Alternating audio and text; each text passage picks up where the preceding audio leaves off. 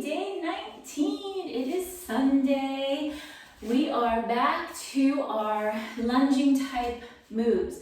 So we're going to put week 1 and 2 together. If you can remember what those are, if you can't, no big deal. We did curtsy lunges, we did side lunges. So today we're going to do a side curtsy lunge. And you might be thinking, what the hell is that?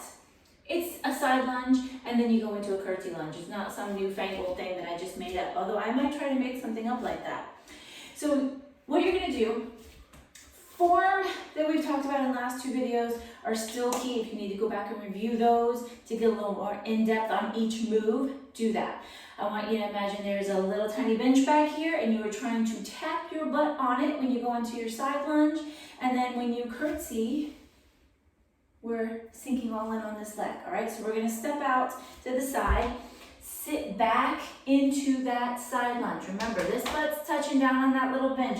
My weights go into my heels, I can pick my toes up, this leg is strong and active, and I'm sinking in. And then I'm gonna push up, float that foot behind, and sink into my curtsy. This knee staying with the toes, come back up. Now, you wanna get a little bit more metabolic conditioning in there with this. You're going to pick up the pace slightly with that. The more you're moving back and forth, you're going to feel it on both sides, because side lunge you're feeling this way, curtsy you're going to feel on this side until you switch legs. So I'm going to go through it again. I'm going to show you a couple little options to regress it and then to progress it before I go for the full-on advanced move. So again, your regress, you're going to step out, tap center, and then step into your curtsy. And this is just what I like to do with my hands. Whatever, if you want to have them here, whatever. Step out and do that one more time. Tap center and then curtsy. If you want to, that's regress. The move I already showed you. If you want to step it up just a little bit, you're going to sink down, maybe knee pull, curtsy. That's going to give a little more advance in the fact that you're working balance, a little more balance to pull that knee up, a little core work there to pull that knee up, and then step down. Or you go with just the move original. Step down, float behind. Sink down, float behind. Now, I wouldn't recommend adding a band on this.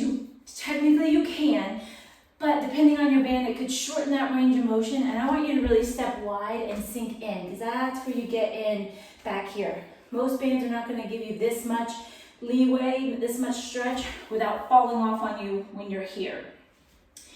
You can pulse. You can always pulse. So you could come out here, pulse, pulse, come back here, pulse, pulse. That's an option. I'm going to switch sides for a second here.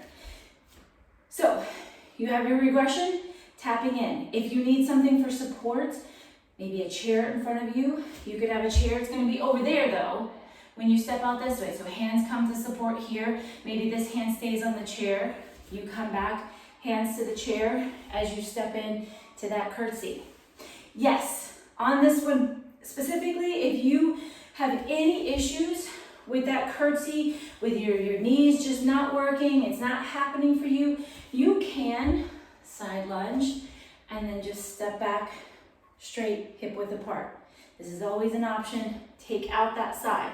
You're not going to get as much into the glute on this side like you would in a curtsy, but it is always an option again to make the move manageable for you if it doesn't work on your knees, your ankles, whatever, to do the curtsy.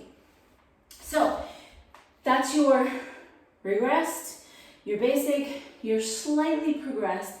Now I'm going to show you advanced. I'm going to move the mat though, because I want you to be able to see my feet. So you can, yes, I said don't do bands because that does it restricts your motion too much. You can add weights. We did those. I do those in class a lot. Your weights would just frame the leg here and then frame the leg here. That's your option. I'm going to move a little bit further forward. So I got this out and I didn't talk about it. This is a slide. You can buy them very cheap from Amazon or probably any store that sells a lot of fitness equipment. It is not a necessary purchase even to do these advanced moves. You can go grab a paper plate from your cabinets and it will do just as good. So don't feel like you gotta run out and buy a piece of equipment. Grab a paper plate, depending on what kind of floor you're on, maybe a paper towel, or just socks will work. Anything that allows your foot to slide on your floor will work for this. So these have two sides depending on what kind of floor you're using. If you're on carpet, you would use the harder plastic side. If you're on a hardwood or tile, you would use it's like a little foamy, cushy side. It's basically just to keep it from being too slick and scratch up your floor. You don't want to scratch up your floor. So I think you can see my foot. I'm gonna move back for a second as I talk. So you want, think about heel down, put the toes and ball of the foot down on the floor.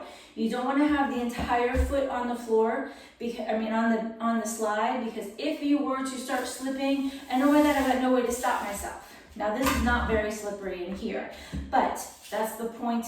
Always want to have either the heels down or the toe would be down. One half of your foot should be off the slide so that you could stop yourself if you were to slip. Now, I'm going to move up away from my mat a little bit. Hopefully you can still see my foot good enough. So there's a slight difference if you go for this advanced move in you're not stepping out to the side and then bringing that foot behind. You still have one leg as the mover, but we're not going to slide out and then put our weight into it.